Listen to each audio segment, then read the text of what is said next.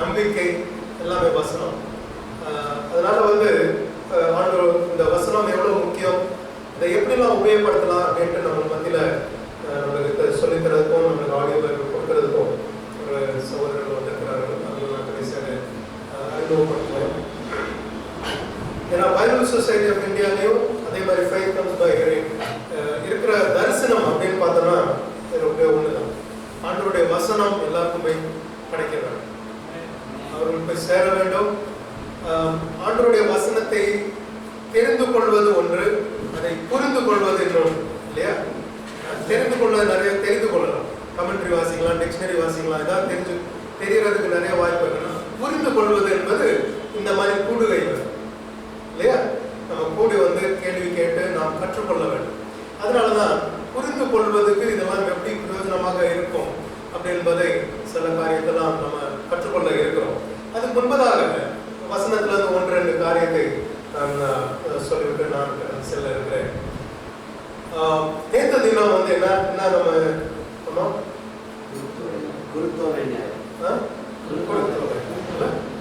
ஒரு முக்கியமான ஒரு நாள். இயேசு சுவாமி எருசலேம் பட்டணத்துக்குள்ள பிரவேசிக்கிறதுக்கு முன்பதாக என்ன நடந்தது என்பதை தியானிக்கின்ற, அதை பற்றி யோசிக்கின்ற ஒரு நாள்.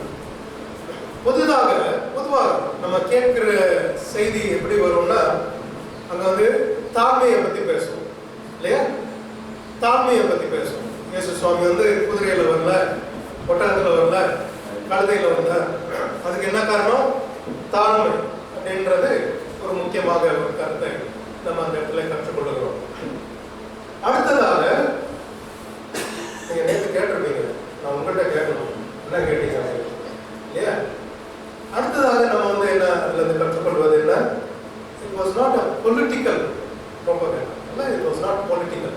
நிறைய பேர் நினைச்சாங்க இயேசு சுவாமி வந்து ஒரு பொலிட்டிக்கல் ரெவல்யூஷன் ஒன்று கொண்டு வருவார் அப்படின்னு. ஆனா அது கிடையாது, அது கிடையாது. இது ரட்சிப்பின் ஒரு. அடுத்ததாக மூன்றாவது அந்த நேரத்தில் கற்றுக்கொள்வது என்னன்னா, நீங்க ஒன்று சொல்லுங்க, நான் 2 சொல்றேன். எந்த செய்தி கேட்டீங்கன்னா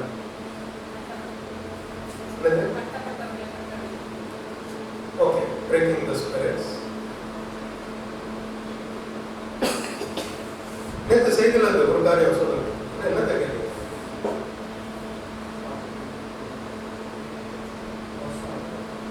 நாங்களும் இதாக சொன்னோம், நீங்க என்ன வேற ஒன்றும் இல்லைங்களா? எதுக்காக அது ரொம்ப முக்கியம்?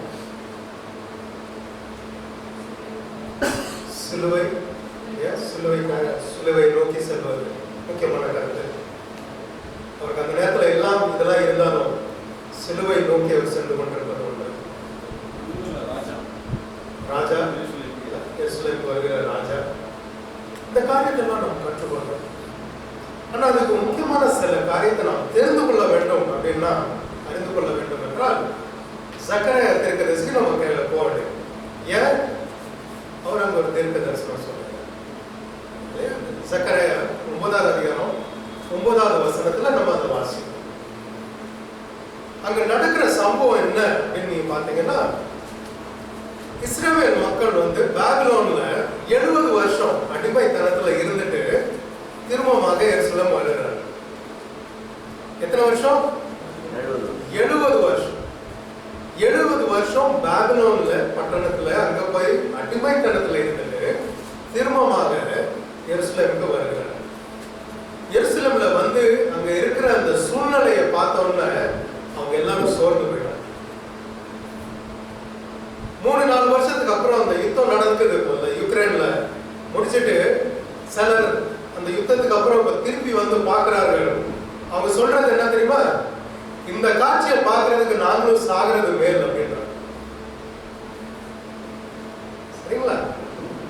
அவங்களால அதை பார்க்கறதுக்கு சகிக்கல. அது மட்டும் இல்ல, அந்த இடத்த வந்தவொடனே அவங்க கூட இருந்த குடும்பம் மறிச்சு போயிட்டாங்க. அவங்க எல்லாரும் ஞாபகத்து போறாங்க. இந்த அழிவு இதை பார்க்கறதுக்கு சாகிறது அப்படின்னு அவ்வளவு சோர்ந்து போய் இருக்கிறாங்க. எத்தனை வருஷம் ஆச்சு யுக்ரைன் ஆரம்பிச்சு?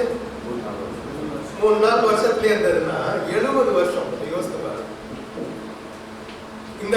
பட்டணம் இருந்துச்சுனாலே அடையாளம் தெரியல. அப்படி போய் எல்லாம் நாசமா கிடக்கிற இடத்துல மக்கள் வந்து பார்த்து சோர்ந்து போய் உட்காந்துட்டாங்க. இந்த கட்டத்தை திருப்பி, இந்த கட்டடத்தை, இந்த ஊரை, இந்த நாடை திருப்பி கட்டி எழுப்புறதுக்கு எத்தனை வருஷம் ஆகும்?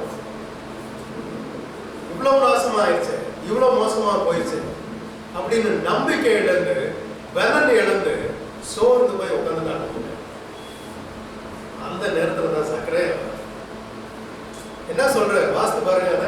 அதை சொல்ற வார்த்தை என்ன?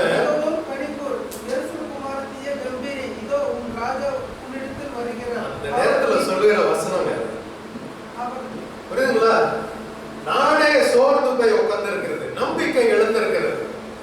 அந்த நேரத்துல சக்கரையா வந்து சொல்லுகிறார், சியோனே கலியுமே பயப்படாத, கவலைப்படாத, சோர்ந்து போயிடாத, தளர்ந்துடாத அப்படின்னு சொல்லிட்டு என்ன சொல்லுகிறார்? கர்த்தர் எதுல வருகிறார்? கழுதையின் மேல வருகிறார். எதுக்காக இதை சொல்லுகிறார் என்பதை நம்ம கொஞ்சம் யோசித்து பார்க்கணும். அந்த பின்னணி தெரிஞ்சுனாதான் எதுக்காக இயேசு சுவாமி கழுதையின் மேல வருகிறார் அப்படின்பது நம்மளுக்கு புரிய வரும். இது எது அந்த நேரத்துல வந்து தாழ்மையை பத்தி பேசுவாரா சக்கரையா? கொஞ்சம் யோசித்து பாருங்க. இல்ல இல்லையா? தாழ்ந்திருங்க, பெருமைப்படாதீங்க. இந்த செய்தியா சக்கரையா கொடுப்பார்? கிடையாது இல்லையா? அவருக்கு கொடுக்கிற செய்தி என்னன்னா நம்பிக்கை விடுறாங்க முதல். இரண்டாவது, கழுதை என்பது யார் உபயோகிக்கின்ற ஒரு எலிமெண்ட்? யார் உபயோகிக்கின்ற ஒன்று? சரியா சொன்னீங்க. நீங்க அப்படியே போயிட்டு இருங்க. ஒரு கழுதையை நீங்க வழியில பார்த்த உடனே இந்த இடத்துல யாருங்க? ஒரு வேலைக்காரங்க, கஷ்டப்பட்டு வேலை செய்யறவன் இந்த இடத்துல இருக்கான். நீங்க ராஜாவை யோசிக்க மாட்டீங்க, கழுதை இருக்க எங்க ராஜா இருக்காரான்னு யோசிக்க மாட்டீங்க இல்லையா? வேலை செய்யறவர்களுடைய ஒரு கழுதை. அப்போ கழுதையை நம்ம யோசிக்கும் பொழுது வேலை செய்யறவர்கள் தான் நம்மளுக்கு மனசுல வருவாங்க, நம்மளுக்கு எண்ணத்துல வருவாங்க. கஷ்டப்பட்டு வேலை செய்கிறோம், அவர்களுடைய சின்னம் தான் கழுதை. அப்போ சக்கரையா என்ன அங்க சொல்லுகிறாரு? கவலைப்படாதீங்க, கம்பீரமா எந்திரிங்க, வேலை செய்கிறவர் கழுதையில வந்து கொண்டிருக்கோம். ஆமென். சொர்ந்து போயிடாதீங்க. கிரியை செய்கிறவர், வேலை செய்கிறவர் கர்த்தர். நம்மளை கைவிட்டுட்டாருன்னு நினைக்காதீங்க. அதனால சோர்ந்து போயிடாது. ஏன்னா வேலை செய்கிறவர் கர்த்தர். அதை நான் தரிசனமா பார்க்கிறேன். ஏன்னா கர்த்தர் வேலை செய்கிறவர். இன்றைக்கும் நம்மளுக்கு தெரிந்த ஒரு உண்மை என்னன்னா, நம்ம எவ்வளவுதான் செஞ்சோம்னா, வேலை செஞ்சோம்னாலும் கர்த்தர் அதுல கைவிடலன்னா இல்லையா? எவ்வளவுதான் நம்ம முயற்சி பண்ணாலும் சரி, கர்த்தர் அதுல ஈடுபடலன்னா நடக்காது. வேலை செய்கிறவர் அவர். யோவான் 5வது அதிகாரம் எனக்கு தெரியுது, வசனம் 12 ஏதோ ஒரு வசனம், பிதா வேலை செய்கிறது போல நானும் வேலை செய்கிறேன் அப்படின்னு ஆண்டவர் சொல்லுவார். 12 எனக்கு வசனம் 5வது அதிகாரத்துல இயேசு அவர்களை நோக்கி, என் பிதா இதுவரைக்கும் கிரிகள் செய்து நானும் செய்கிறேன். ஆமென். பிதா வேலை செய்கிறவர். இததான் சக்கரையா பார்த்திருக்கிறார். பிதா கிரியை செய்கிறார். அதனால நம்ம சோர்ந்து போயிடக்கூடாது, நாமும் கிரியை செய்வோம். அவருடைய ஊழியத்தை தொடர்ந்து செய்வோம். சூழ்நிலையை பார்க்கும்பொழுது ஒருவேளை நம்ம இதெல்லாம் செய்யணுமா அப்படின்ற கேள்வி நம்மளுக்கு வரலாம். அமைதியா நம்ம இருந்துடலாமே, எதுக்கு இதெல்லாம் தேவையா? உலகத்தை ஏமாத்தி கொண்டிருக்கிறவன் நல்லா இருக்கிற மாதிரி இருக்குது, நான் இதெல்லாம் செஞ்சுட்டு இருக்கணுமா? அந்த மாதிரி மக்கள் யோசித்து இருக்கிற நேரத்துல தான் தேவனுடைய மக்கள், இஸ்ரவேல் மக்கள், சீயோனின் மக்கள் சோர்ந்து போயிருக்க நேரத்தில் சக்கரையா வந்து அதை சொல்லுகிறார். இதை எடுத்து காட்டுவதுக்கு தான்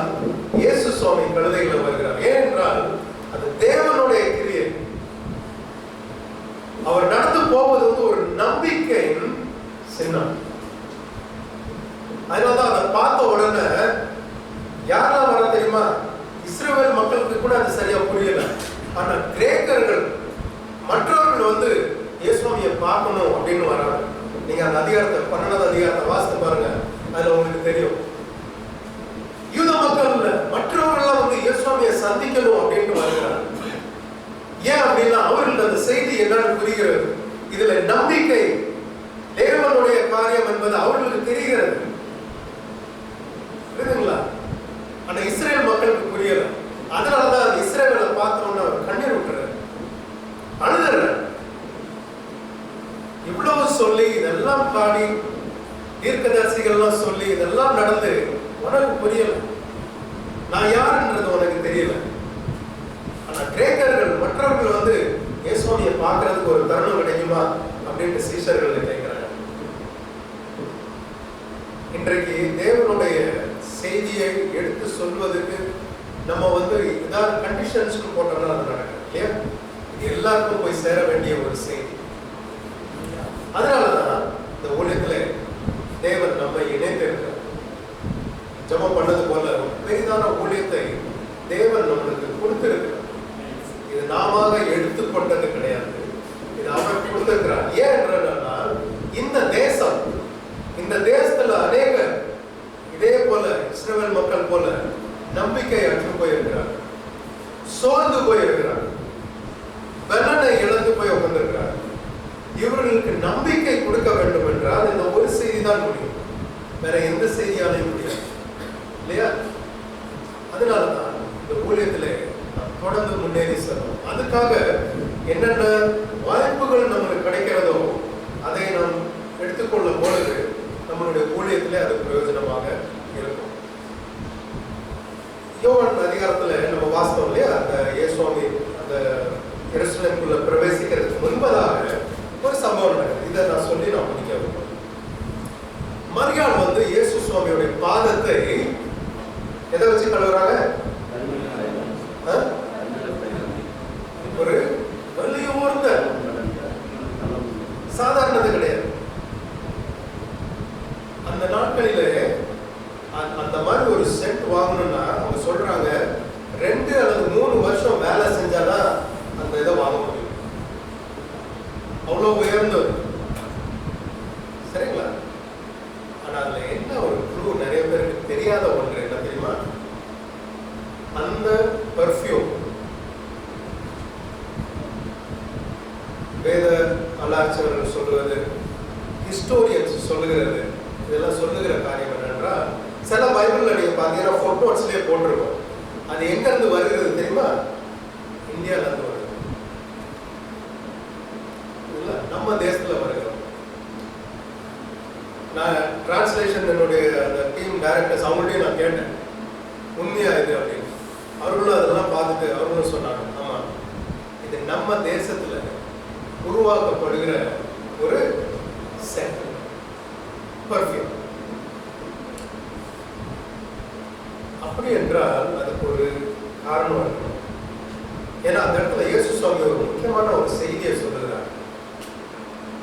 எல்லாம் முடிச்சதுக்கு அப்புறம் மக்கள்லாம் அதை கொஸ்டின் பண்றாங்க, இவ்வளவு விளையாடுறத காலில் ஊற்றி இப்படி நாசம் பண்ணிட்டாங்க அப்படின்ட்டு எல்லாரும் ஒரு மாதிரி பார்க்குற நேரத்தில் இயேசு சுவாமி சொல்லுகிறார், இன்னைக்கு இவள் செய்ததை நற்செய்தி எங்கெல்லாம் சொல்லப்படுகிறதோ உலகத்துல எப்பெல்லாம் நற்செய்தி சொல்லப்படுகிறதோ இத சொல்லுவாங்க, இத பத்தி சொல்லுவாங்க அப்படின்னு சொல்றாங்க. அப்போ இதுல முக்கியத்துவம் என்ன? நம்மளுடைய தேசத்தை தேவன் அவருடைய ஊழிய திட்டத்துல வைத்திருக்கிறார். அதை நம்ம மறந்துடக்கூடாது, புரியுதுங்களா? நம்மளுடைய தேசத்தை ஆண்டவருடைய அந்த ஊழியத்தின் திட்டத்துல ஒரு முக்கியமான இடத்துல நாம் இருக்கிறோம். நீங்க ஹிஸ்டரி வாசித்து பாருங்க, நான் புதுசா ஒன்று சொல்ல வரலாறு நீங்க வாசித்து பார்த்தீங்கன்னாலே உங்களுக்கு தெரியும் எந்தெந்த தேசம் வந்து தேவனுடைய வசனத்தை அச்சிட்டு மக்களுக்கு கொடுக்கிறார்களோ அந்த தேசத்தை தேவன் ஆசீர்வதித்திருக்கிறார். சரிங்களா? இது ஏதோ நான் ஏதோ கட்டுக்கிறத சொல்லல. என்றைக்கு ஜெர்மன் தேசத்துல இதை மொழிபெயர்த்து இதை பிரிண்ட் பண்ணி மக்கள் கொடுத்தார்களோ, ஜெர்மனியை தேவன் ஆசீர்வதித்தார். புரியுதுங்களா? என்றைக்கு அந்த ஆசீர்வாதத்தை அவர்கள் சரியாக உபயோகப்படுத்தலையோ, ஹிட்லர் மற்ற ரூலர்ஸ் இது எங்களால வந்தது, ஆண்டவருக்கு சம்பந்தம் இல்லைன்ட்டு என்றைக்கு அதை ஒதுக்குனார்களோ அன்றைக்கு அவர்களிடத்துல எடுத்து பிரிட்டனுக்கு கொடுக்கப்பட்டது. எதுக்காக பிரிட்டனுக்கு கொடுத்தாங்க தெரியுமா? ஏன்னா அந்த நாட்களில் கிங் ஜேம்ஸ் பைபிள் என்று டிரான்ஸ்லேட் பண்ணி உலகம் எங்கும் பைபிளை கொடுத்துட்டு இருந்த முதல் நாடு பிரிட்டன். புரியுதுங்களா? அதுக்காக ஆண்டவர் அவர்களை ஆசீர்வதித்தார். உலகம் எங்கும் அவர்களை செல்றதுக்கு தேவன் வாய்ப்பு கொடுத்தார். நம்ம நாட்டுக்கு வந்தாங்க. ஆனா எதுக்காக வந்தாங்க? இதை கொடுக்கறதுக்காக வரல அவங்க, இல்லையா? அவருடைய நோக்கம் மாறி போச்சு. தேவன் அவர்களை ஆசீர்வதித்ததுக்கு நோக்கம் வேற, காரணம் வேற. ஆனா அதை அவர்கள் சரியாக உபயோகப்படுத்தி, அதனால ஒரு நேரம் வந்தது, அதை எடுத்து அமெரிக்காவுக்கு கொடுத்தார். ஏன் அமெரிக்காவுக்கு கொடுத்தார்? அந்த நாட்களிலே இந்த பைபிள் லீக் மற்ற பைபிள் ஸ்தாபனங்கள் வசனத்தை பிரிண்ட் பண்ணி உலகம் எங்கும் கொண்டு போயிட்டு வந்தார். ரஷ்யாவுக்கு கொண்டு போனார், நம்ம நாட்டுக்கு வந்தார். அநேக இடத்துல போய் தேவனுடைய வசனத்தை கொண்டு போனதுனால ஆண்டவர் அமெரிக்காவை ஆசீர்வதித்தார். என்றைக்கு எங்களுக்கு இது தேவையில்லை, ஸ்கூல்ல எல்லாம் ஜபம் தேவை கிடையாது, இனிமேல் வசனத்தை வாசிக்க முடியாதுன்னு என்னைக்கு இதை ஒதுக்குனார்களோ ஆண்டவர் அவர்களே ஒதுக்கி விட்டார். இன்றைக்கு எதுக்கு எல்லாரும் சைனா சைனான்னு பேசிட்டு இருக்காங்க தெரியுமா? ஏன் சைனா சைனான்னு பேசுறாங்க தெரியுமா? இன்றைக்கு உலகத்துல அதிகமாக பிரிண்ட் பண்ணுகிற தேசம், பைபிளை பிரிண்ட் பண்ணுகிற தேசம் சைனா. புரியுதுங்களா? அப்போ எங்க சீக்ரெட் இருக்குன்னு கொஞ்சம் யோசித்து பாருங்க. ஒரு நாடு வளர வேண்டும், ஆசீர்வதிக்க வேண்டும் என்றால் அதோடைய சீக்ரெட் இங்கதான். என்னுடைய நாமத்தை யார் கனம் பண்ணுவார்களோ அவர்களை நான் வந்து ஆசீர்வதிப்பேன். அப்போ இந்த ஊழியம் என்பது எவ்வளவு முக்கியமானதுன்றது கொஞ்சம் யோசித்து பாருங்க. இந்த தேசம் மாற வேண்டும், செழிப்பான தேசமாக மாற வேண்டும் அப்படின்றால் அதோடைய ரகசியம் ஆண்டவருடைய வசனம். இதை எப்படி நாம் ஏற்றுக்கொள்ளுகிறோம், இதுக்கு எவ்வளவு கனம் செலுத்துகிறோம், இதை எவ்வளவு தூரத்துக்கு நாம் மற்றவர்களுக்கு பகிர்ந்து கொள்ளுகிறோம் என்பதை வைத்துதான் இந்த நாட்டில் முன்னேற்றம் இருக்கிறது. மக்கள் என்னவும் பேசலாம், ஆனா உண்மை எங்க இருக்குன்னா சீக்கிரம். அதனாலதான் ஆண்டவர் நம்மளுக்கு கொடுக்கிற இந்த காரியம், இந்த வாய்ப்புகள், ஊழியத்தின் தியாகம், இந்த பாரம் எல்லாம் எதுக்காக ஆண்டவர் நம்மளுக்கு கொடுக்கிறார் என்றால் இதுதான் சீக்கிரம். எதுக்காக இந்தியாவை ரெண்டாவது பார்க்கறாங்க தெரியுமா? இன்னைக்கு உலகத்துல அதிகமாக பைபிள் பிரிண்ட் பண்ணி அதிக பாஷையில கொடுக்கிற நாடு ரெண்டாவது நாடு இந்தியா. ஃபர்ஸ்ட் பிராசில் இருக்கிறது, ஏன்னா கிறிஸ்தவர்கள் அதிகமாக, அதனால அநேக பைபிள் அங்க கொடுக்கப்படுகிறது. ரெண்டாவது இடத்துல நாம. அதனாலதான் சைனாக்கு அப்புறம் பேசும்போதெல்லாம் இந்தியாவை பத்தி மக்கள் பேசுறதுக்கு காரணம் என்ன தெரியுமா? இன்னைக்கு மக்கள் என்னவெல்லாம் நினைச்சுக்கிறாங்க, நம்ம அப்படி சாய்க்கிறோம், டெக்னாலஜி அது இதுன்னு. ஒன்றும் கிடையாது. இதோடைய ரகசியம் ஆண்டவருடைய வசனத்தை நாம் எப்படி கனம் பண்ணுகிறோம், இதை மற்றவர்களுக்கு எப்படி பகிர்ந்து கொள்ளுகிறோம், அதை வைத்துதான் தேவனுடைய ஆசீர்வாதம் நமக்கும் நம்மளுடைய தேசத்தின் மேலேயும் இருக்கிறது. இப்ப கொஞ்சம் யோசித்து பாருங்க, நாம் செய்கின்ற ஊழியம் எவ்வளவு பெரிதான ஊழியம். வசனத்தை இந்த சிட்டி முழுசு கொண்டு போறீங்களே, ஏதோ ஒரு உங்களால ஏதோ ஃபோர்ஸ் பண்ணி பண்ணுங்க, அது கிடையாது. இந்த தேசம், இந்த நாடு, இந்த சிட்டி ஆசீர்வதிக்கப்பட வேண்டும், மாற வேண்டும், ஒரு நல்ல ஒரு சிட்டியாக மாற வேண்டும் என்றால் அதுக்கு இருக்கிற சீக்ரெட். அதனாலதான் இந்த மாதிரி வாய்ப்புகள் வருகிறதை நல்லா உபயோகிச்சுக்கணும். இது ஏதோ மனம், நிறைய பேர் சொல்லுவாங்க ஏதோ இது சுவாமி நிறைய காரியத்தை நம்ம சொல்லுகிறோம். ஆனால் நாற்றையே மாற்றி அமைக்கக்கூடிய ஒரு சத்தியம். அதனாலதான் இன்றைக்கு நம்ம மத்தியில faith comes by hearing சகோதரர்கள் வந்திருக்காங்க. Just introduce Sam, Isaac, Solomon, and கிட்டத்தட்ட 80 1980s நம்மளுடைய தேசத்துல இந்த வசனத்தை ஆடியோ விதத்துல நீங்க அப்படியே கேசட்ஸ்லாம் கூட பார்த்துருப்பீங்க. ஹோசன்னா மினிஸ்ட்ரியில இருந்தது. அப்போ ஹோசன்னான்னு இருந்துச்சு, அப்புறம் ஃபெய்த் கம்ஸ் பை ஹியரிங் அப்படின்னு மாற்றினாங்க. ஸோ இந்த ஊழியத்துல இந்த பைபிள் சொசைட்டி எதெல்லாம் டிரான்ஸ்லேட் பண்ணி முடிக்குதோ, முடிச்ச உடனே அதை ரெக்கார்ட் பண்ணி ஆடியோ பைபிளாக அவர்கள் வந்து இந்த ஊழியத்தை செய்துட்டு இருக்காங்க. இன்னைக்கு கிட்டத்தட்ட 30 பாஷைகளில் டிராமடைஸ்ட் ஆடியோ பைபிள் வந்து அவங்க பண்ணியிருக்காங்க. சரிங்களா? ஸோ பைபிள் சொசைட்டிக்கும் ஃபெய்த் கம்ஸ் பை ஹியரிங்க்கும் வந்து நல்ல ஒரு தொடர்பு. இந்த ஊழியத்திலே நாம் இணைந்து இதை செய்கிறோம். ஸோ இந்த ஊழியத்தை பற்றி நான் பகிர்ந்து கொள்ளும் போது அவர்கள் சொன்னாங்க, இவர்களுக்கு ஆடியோ பைபிள் கொடுத்தா இவருக்கு பிரயோஜனமா இருக்குமா அப்படின்னு கேட்டாங்க. நான் சொன்னேன், கண்டிப்பாக இருக்கும். சரிங்களா? ஏன்னா ஐயா சொன்ன எனக்கு ஒரு காரியம் டக்குன்னு ஞாபகம் வந்துச்சு. குறிப்பாக கோவிட் டைம்லயும் அதுக்கப்புறமும் நிறைய நேரத்தில் ட்ராக்ஸ் வைக்கிறதுக்கு வந்து அனுமதி இல்லாமல் இருந்துச்சு, தடைங்க வந்துச்சு ட்ராக்ஸ் வைக்கிறதுக்கு. அந்த நேரத்தில் இவங்க மொபைல் ஃபோனில் சத்தமாக ஆடியோ பைபிள் வச்சுட்டு பின்னால் உட்காந்து வருகிறவங்க கேட்குற மாதிரி சத்தமாக நம்ம அதை வச்சுட்டு போனோம். அப்போது அட்லீஸ்ட் வாசனை வசனமாக கேட்கட்டும் அவங்களுக்கு. அந்த காரியம் எனக்கு டக்குன்னு வந்துச்சு. இப்போ நான் சொன்னேன், இந்த மாதிரி அவங்களுக்கு கண்டிப்பாக தேவை இருக்கும். அவங்கள்ட்ட போய் அவங்களை சந்திப்போம். அவங்களோட சில நேரங்களை நமக்கு சிலருக்கு அவங்களுடைய ஊழியத்தின் தேவையும் அதில் நாம் எப்படி பங்கிடலாம் அப்படின்றதை யோசித்து பார்க்க தான் இந்த நாள் நம்ம வந்து வந்திருக்கிறோம். ஸோ ஃபெய்த் கம்ஸ் பை ஹியரிங்ன்றத பொறுப்பாக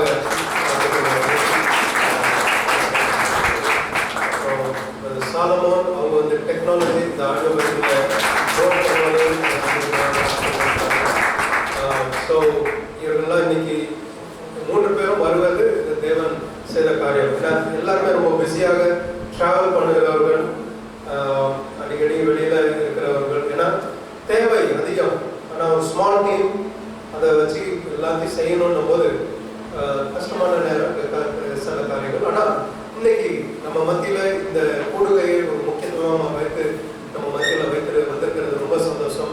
இந்த மேஷா இருக்கிறாங்க, அவங்க தான் 3 பேரும் நம்ம மத்தியில் இருக்கிறாங்க. அவங்க சில காரியத்தை அவங்களுக்கு எடுத்து சொல்லுவார்கள்.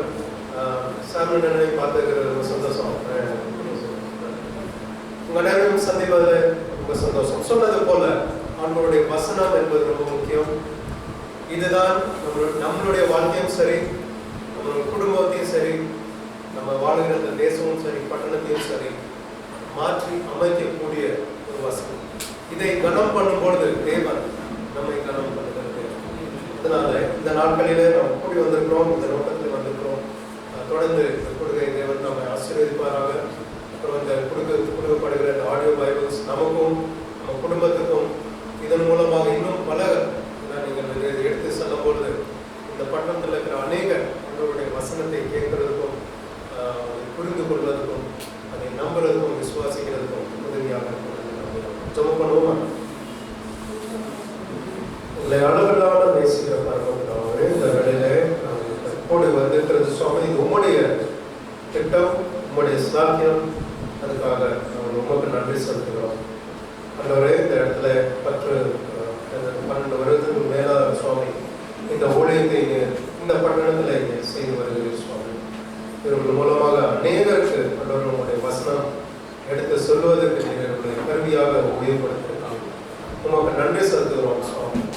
அநேகர் ஆண்டவரை வந்து இதில் ஊழியம் தொடர்ந்து செய்ய முடியாத ஒரு சூழ்நிலை இருந்தாலும் ஆண்டவரை சிலரை நீர் தேர்ந்தெடுத்து இதுக்கென்று முழுமையாக அர்ப்பணித்து இந்த ஊழியத்தை செய்கிற சில சகோதரர்களை இந்த நாட்களில் நீர் அழைத்து வந்திருக்கிறோம். நன்றி செலுத்துகிறோம். இவர்களையும் இவருடைய ஊழியத்தையும் இவருடைய குடும்பத்தையும் இவர்கள் செய்கிற அந்த பணியையும் சபையையும் தொடர்ந்து ஆசீர்வதிக்கும்படியாக நாம் ஜெபிக்கிறோம் சுவாமி. ஆண்டவரை பொறுப்பாக எடுத்து செய்கின்ற கிறிஸ்டியவர்களை பார்த்து வைக்கிறோம். ஆண்டவரே, இந்த வருடங்கள் சுவாமி இந்த ஊழியத்தின் தாகத்திலிருந்து அவரை தொடர்ந்து இதில் முன்னேறி செல்வதற்கு அவர்களை தொடர்ந்து வழிநடத்தி வந்திருக்கிறீரே, உங்களுக்கு நன்றி செலுத்துகிறோம். அவருடைய எல்லா சூழ்நிலையும் மத்தியிலும் சுவாமி உங்களுடைய வசனத்தையே குடித்துக் கொண்டு அவருடைய உங்களுடைய வசனத்துக்கென்று வாழ்வது அவரை அர்ப்பணித்து இந்த வாழ்க்கையை தொடர்ந்து நீர் ஆசீர்வதியும். அவரை நல்ல பலனையும் சுகத்தின் நீர் கட்டளிடும்படியாக ஜெபிக்கிறோம். அவருடைய இந்த ஊழியத்தில் முன்னேறி செல்வதற்கு எல்லா கிருபைகளும் ஆண்டவர் இந்த இடத்தை கொடுத்து ஆண்டவர் இந்த இடத்தை நீர் ஆசீர்வாதமாக மாற்றிருக்கிறீரே நன்றி செலுத்துகிறோம். ஆண்டவரே சார்களுக்காகவும் அக்காகவும் ஆண்டவரே அவர்கள் எடுத்துக்கொள்ளுகிற எல்லா முயற்சிக்காகவும் நமக்கு நன்றி செலுத்துகிறோம். ஆண்டவரே இன்னைக்கு இந்த கேட்டது போல சுவாமி ஆண்டவரே நாங்கள் எந்த விதத்திலும் சோர்ந்து போயிடாத படிக்க நம்பிக்கை இழந்து விடாத படிக்க சுவாமி ஆண்டவரே உங்களுக்குள்ளே நாங்கள் பலப்படுவது போனோம். ஆண்டவரை தொடர்ந்து முன்னேறி செல்வதுக்கும் உங்களுடைய ஊழியர்களை ஆண்டவரை நாங்கள் தொடர்ந்து நிலைத்திருப்பதுக்கும் உறுதியாகுவதுக்கும் நீங்கள் உதவி செலுத்தலாம். மீதியான இந்த நேரத்தையும் உங்களுடைய பார்த்து இருக்கிறோம் ஆசீர்வாதம் வழிநடத்தும். ஆண்டவரே இந்த வேளையில் மத்தியில் இருக்கும் FCBH பிரதர்ஸ்க்காக நன்றி செலுத்துகிறோம். அவருடைய ஊழியத்துக்காக நன்றி செலுத்துகிறோம். அநேக பாஷைகளில் உங்களுடைய வசனத்தை அவர்களுக்கு ஆடியோ மூலமாகவும் வீடியோ மூலமாகவும் எடுத்து சென்று அநேக இன்றைக்கு உங்களுடைய வசனத்தை கேட்பதற்கும் தெரிந்து கொள்வதற்கும் ஒரு வாய்ப்பை உருவாக்கி தருகிறேன். நன்றி செலுத்துகிறோம். இந்த தீமை நீர் ஆசீர்வதியும் தொடர்ந்து நீர் பலப்படுத்தும் நடத்தும். அதே போல BSI-க்காக ஜெபிக்கிறோம். ஊழியத்தையும் அதுக்கேற்ற எல்லா தலைவர்களுக்காகவும் எல்லாருக்காகவும் நாங்கள் ஜெபிக்கிறோம். சுவாமி தொடர்ந்து நீர் நாங்கள் ஆசீர்வதியும் வழிநடத்தும். இயேசு கிறிஸ்து ஜெயிக்கிறோம். ஜீவனுள்ளதாக டிரான்ஸ்லேஷன் டைரக்டர் குலாமசாமி அவர்கிட்ட நான் பகிர்ந்து கொண்டிருக்கும் போது ஒரு காரியத்தை சொன்னார். ஆட்டோ டிரைவர்ஸ் பைபிள் அப்படின்னு ஒன்று பண்ணால் எப்படி இருக்கும் அப்படின்னா யோசித்தோம். ஆட்டோ டிரைவர்ஸ் முதல்ல என்ன சொல்ல வருகிறார் அப்படின்றத புரிந்து கொள்ள வேண்டியதாக இருந்துச்சு. ஏன்னா பயணம் பைபிள் என்பது ஒரு பயணம் இல்லையா?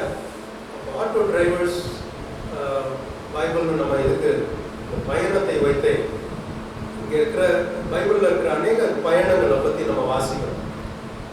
அந்த ஜேர்னியை எல்லாம் வச்சு ஒரு பைபிள் நம்ம பண்ணால் எப்படி இருக்கும்? நான் சொன்னேன், நான் அவங்கள்ட்ட சொல்கிறேன், அவங்க வேணும்னு சொன்னாலும் நம்ம பண்ணணும், நம்ம அதில் யோசிக்க வேண்டாம் அப்படின்னு நான் சொல்லியிருக்கேன். ஸோ நான் அவங்கள்ட்ட சொல்லிட்டேன், நீங்கள் யோசித்து எப்படி செய்கிறது. ஏன்னா பைபிள் சொசைட்டிலேருந்து எப்படி ஒரு நாங்கள் திட்டத்தை யோசிக்கிறோம். ஏன்னா இதுக்கு முன்னால் பைபிள் ரைடர்ஸ் பைபிள் அப்படின்னு ஒன்று பார்த்தோம். அந்த பைக் ரைடர்ஸ் நிறைய பேர் ட்ராவலில் போகிறாங்க. ஸோ ரைடர்ஸ் பைபிள் அப்படின்னு ஒரு சில பண்ணோம். இப்போது இது நம்மளுடைய ஊழியத்தை பற்றி பகிர்ந்து கொள்ளும் போது அவர்கள் ஒரு கருத்தை வைத்தார்கள். நம்ம ஜெபம் பண்ணுவோம், அதை யோசிப்போம், நம்மளுடைய சித்தத்தை நான் எப்படி செய்யலாம் என்பது நான் நினைக்கிறேன் அது பிரயோஜனமாக இருக்கும்னு நான் நீங்கள் யோசிக்கிறேன். சரி, ரொம்ப நன்றி.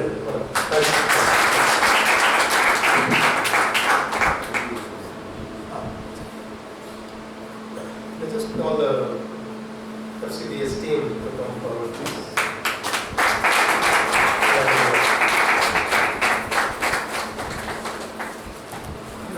Kiran உங்களுக்கு எல்லாம் தெரியும், but I will call him to come.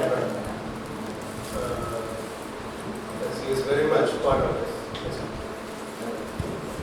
So, நான் சொன்னது போல பிரதர் டிசைட் இதுதான் அந்த இடத்துல பொறுமையாக இதை இன்னைக்கு இன்னொரு கொடுகை மத்தியில் நம்மளோட இந்த நேரத்தில் சிலருக்காக வந்திருக்கிறாங்க. அதை டிசைட்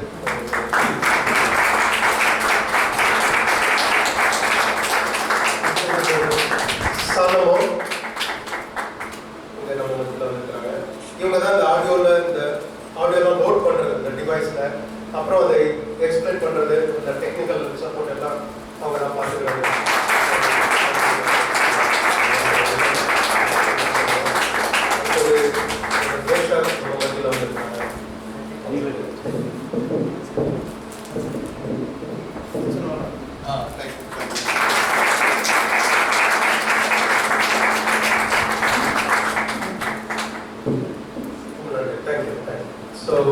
அவர்கள் சில காரியத்தை பகிர்ந்து கொள்வார்கள். அதுக்கப்புறம் இதை எப்படி நம்ம செய்யலாம்ன்றதை சொல்லுவாங்க. Brother District, just greetings to the board, and probably after that they will take